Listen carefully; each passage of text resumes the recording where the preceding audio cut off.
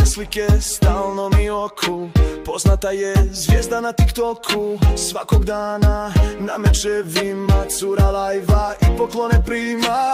Mjesecima samo sa njom pišem, kad je nema životu svom kidišem. Donosi mi i strasti, brige, zbog nje više ne izlazim nigdje. Ma dosta mi je ekrana tih slika i čata, želim je kraj sebe, gorim kao vatra. Moje tijelo vrelo stalno TikTok pali, da uživo tražim s njom susret ljubavni.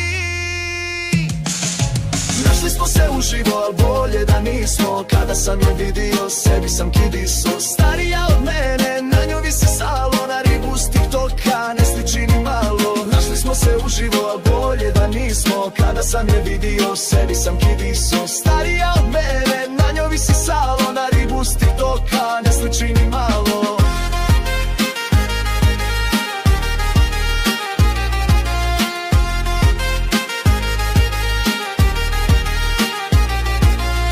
Hej budalo stara, ne vjeruj ekranu, nije svaka slika ni slična originalu. Kako stoje stvari, bježim od TikToka, ovdje svaka starka izgleda ko djevojka. Gasim net i kablove motam ko muva bez glave. Bježim sa TikToka. Ma dosta mi je ekrana tih slika i čata, želim je kraj sebe, gorim kao vatra. Moje tijelo vrelo stalno TikTok pali, da uživo tražim s njom susret ljubavni. Našli smo se uživo, al bolje da nismo. Kada sam je vidio, sebi sam kidiso. Starija od mene, na njoj visi salo, na ribu s TikToka, ne sliči ni malo. Našli smo se uživo, al bolje da nismo. Kada sam je vidio, sebi sam kidiso. Starija od mene, na njoj visi salo, na ribu s TikToka, ne sliči ni malo.